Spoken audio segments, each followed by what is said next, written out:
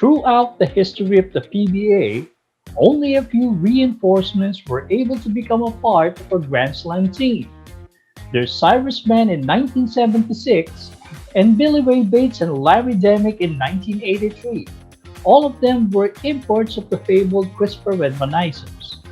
Other imports who became a part of this elusive company include Finis Watley of San Miguel Beer in 1989, Sean Chambers of Alaska in 1996, and Marcus Blakely of the old Pure Foods franchise, then carrying Sandy Coffee in 2014.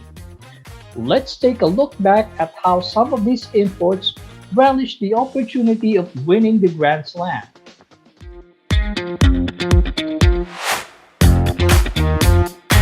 Games going into the third conference. I think that was mostly because we had just won the second conference. And Yeah, it took us a while to, it was such a hard series. Like, it really was a tough series against Shell. It was a series that we didn't think we were going to pull out. It was over in the second conference. I was not in basketball shape because it was about 3 months early before I was supposed to be here in the Philippines. right.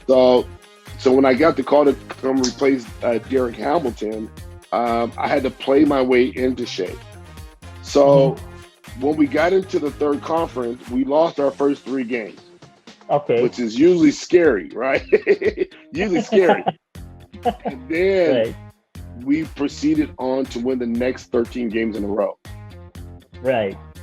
When Okay. we started winning and got into our rhythm, I felt we were just absolutely unstoppable.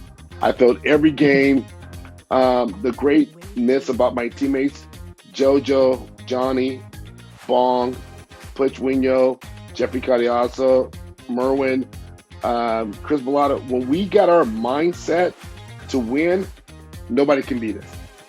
And we came to work every day like we were playing for a purpose when we got on our roll. So yeah, it was such a beautiful thing to be a part of. Like, that brings chills to me still. Looks like it looks to me, Sean, that your favorite victim is Ginebra. He never again, right? so, Right.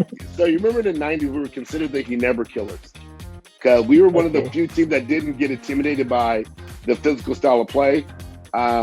Although we were very skilled, we were also a very physical team. Bon Hawkins was absolutely a physical, dominating player at his size.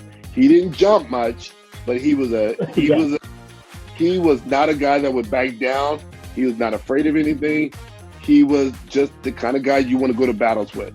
Jojo, Uh-huh. very, very strong-minded. Jojo doesn't back Right. down from anybody. So he was tough-minded. And probably the toughest one of all of us was Johnny. All right. And Yes, of Johnny course. was like the smallest guy, but, small but terrible, they used to say about Johnny A, But Johnny was a tough guy. And Butch Winnie was tough. And then, Chris Bellata was a big body off the bench. And I would call my protector, I would say, or the guy that always looked out for me was Roel Gomez. Oh.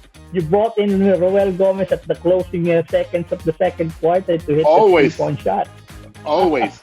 And we would run a play called 1-4, and I go one against, and I would always find Ruel in the corner.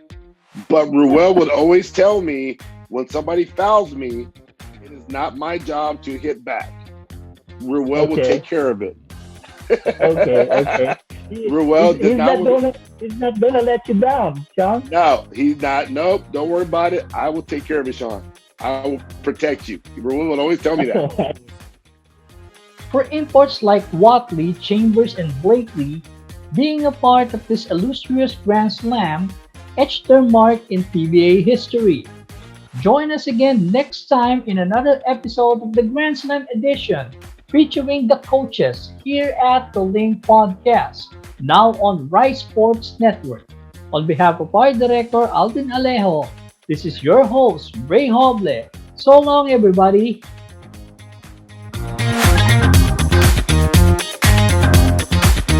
Wave Beats Music.